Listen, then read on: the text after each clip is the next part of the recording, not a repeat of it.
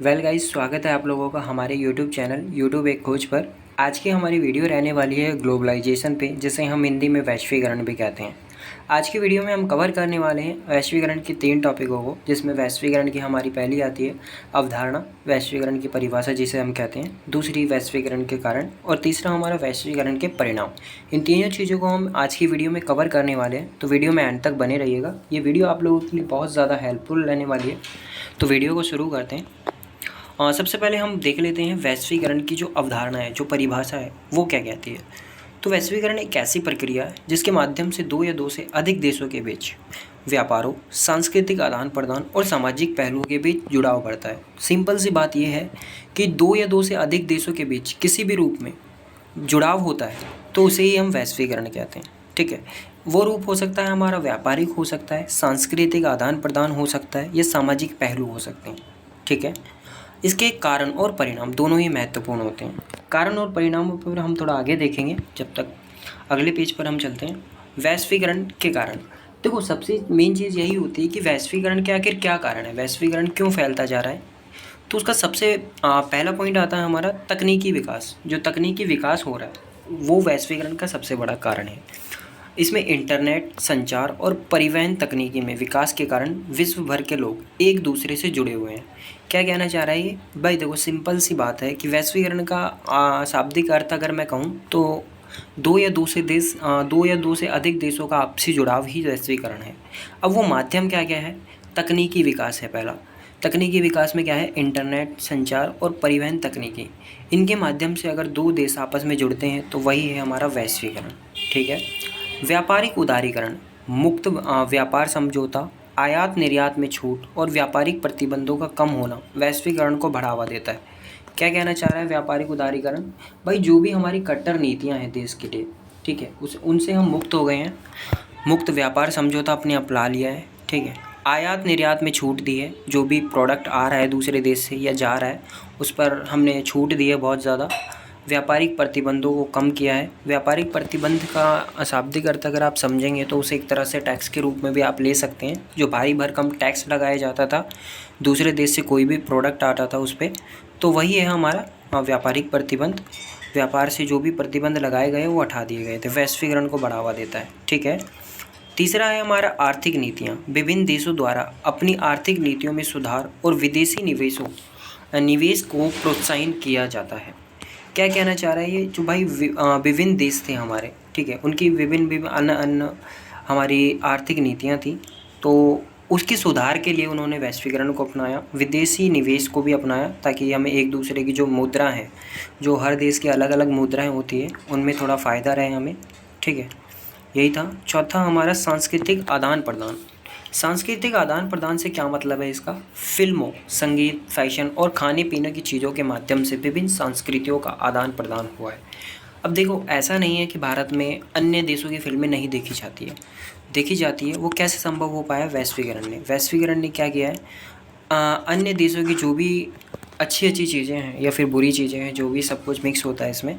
ठीक है, संगीत हो गया, दूसरा हमारा फैशन और खाने पीने की चीज़ें। जैसे कि हम एक एग्जांपल के थ्रू ले लेते हैं, नीली जींस जिसे हम कहते हैं, जो हम पहनते हैं, वो हमारी देन नहीं है, वो अमेरिका की देन है। तो वो हमने अपना लिया। क्यों अपना लिया? वैश्वीकरण के दौर के चलते।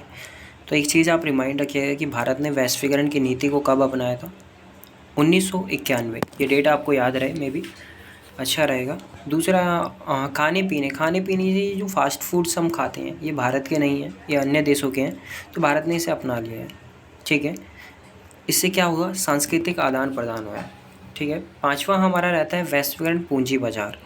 वैश्वीकरण पूंजी बाजार से क्या अर्थ है? पूंजी के मुक्त प्रवाह, जो हमारी पूंजी को हम पैसा बोलते हैं, तो पूंजी के मुक्त प्रवाह से है। और अंतर्राष्ट्रीय बैंकिंग नेटवर्क के विकास ने वैश्वीकरण को गति दी है। वैश्वीकरण को गति दी है किसने? भाई, वैश्विक पूंजी बाजार ने। जो विश्व स्तर पर पूंजी बाजार लगे हुए हैं पैसों से रिलेटेड, उन्होंने वैश्वीकरण को गति दी है। ठीक है, मे बी आई होप कि आपको ये टॉपिक समझ में आया होगा।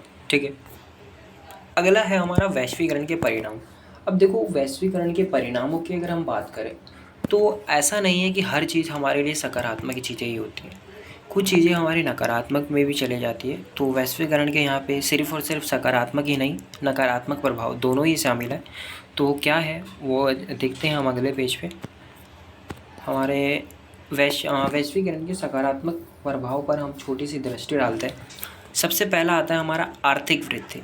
वैश्वीकरण से क्या हमारे में चेंजेस आया है? तो भाई वैश्वीकरण के कारण विभिन्न देशों के बीच व्यापार बढ़ गया। ठीक है, जो एक दूसरे से देश जो कम व्यापार करते थे वैश्वीकरण से पहले, आज के टाइम पे उसमें बहुत ज़्यादा वृद्धि हुई है। व्यापार को ऊंचे लेवल पर ले जाया गया है, जिससे आर्थिक विकास हुआ है। जो भी देश में खामियां थी उनकी पूर्ति हुई है।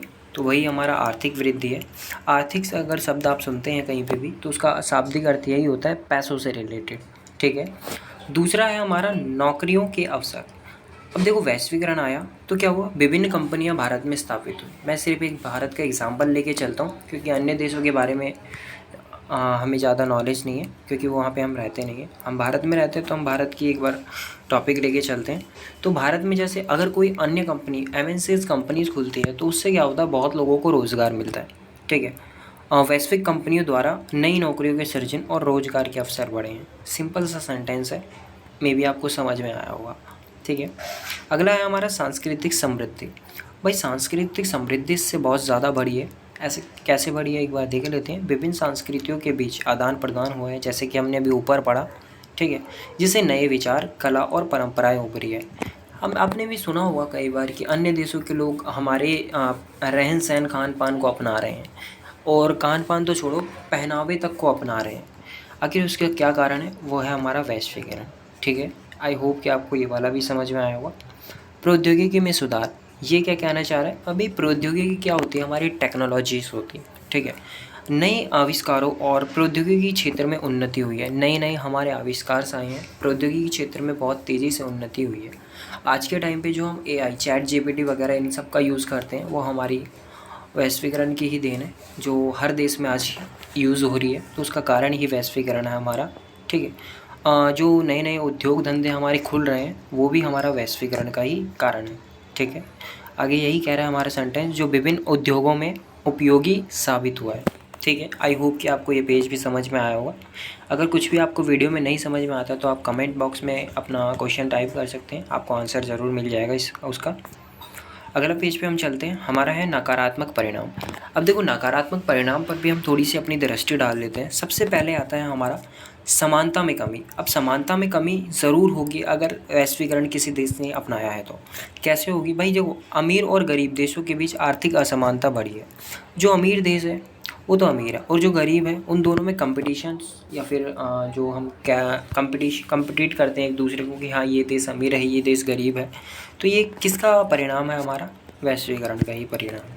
ठीक है। असमानता बढ़ी है, कोई कमज़ोर देश माना जाता है, कोई मतलब मजबूत देश माना जाता है। तो उसका कारण ही हमारा अमीर गरीब की खाई है। ठीक है। दूसरा हमारा स्थानीय संस्कृति पर प्रभाव। स्थानीय जो संस्कृतियाँ हैं हमारे, जैसे होता है कि जैसे हर स्टेट में अलग अलग संस्कृतियाँ अपनाई जाती है। पंजाब की अलग है, हमारी दक्षिण भारत की अलग संस्कृतियाँ हैं, उत्तर भारत की अलग संस्कृतियाँ हैं। तो वही है, स्थानीय संस्कृतियों पर भी प्रभाव पड़ा है इस पर। वैश्वीकरण के कारण स्थानीय परंपराएं और सांस्कृतिक पहचान कमज़ोर हो सकती है। क्यों कह रहा है ये? क्योंकि क्या हो रहा है कि नई नई जो संस्कृतियाँ हैं वो लोग अपना रहे हैं, अपनी संस्कृतियों को कहीं ना कहीं भूलते जा रहे हैं। बहुत कम लोग हैं जो अपनी संस्कृति को याद रख रहे हैं, बाकी सारे तो धीरे धीरे कर कर भूलते जा रहे हैं। ठीक है।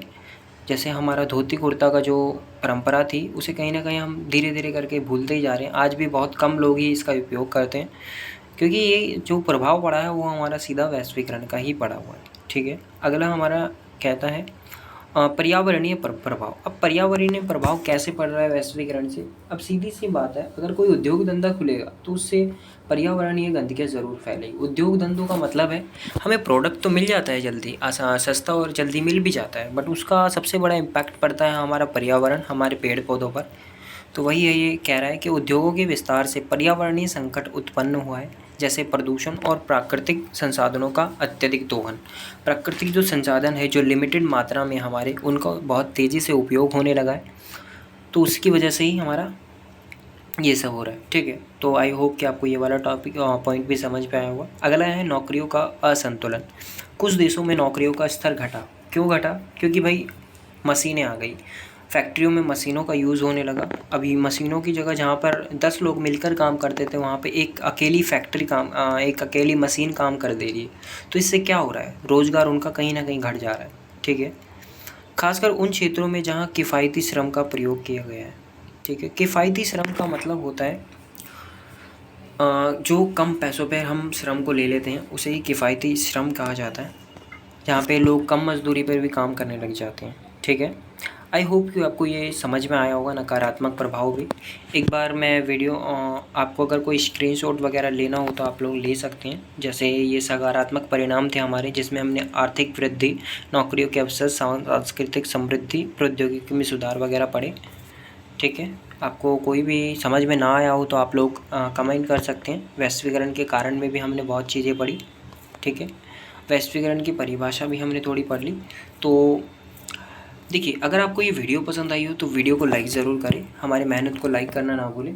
दूसरा, अगर आपको इसी से रिलेटेड ऐसे एजुकेशनल वीडियोस चाहिए तो हमारे चैनल को सब्सक्राइब ज़रूर करिएगा। मिलते हैं आप लोगों से अगली वीडियो में, जब तक के लिए जय हिंद दोस्तों।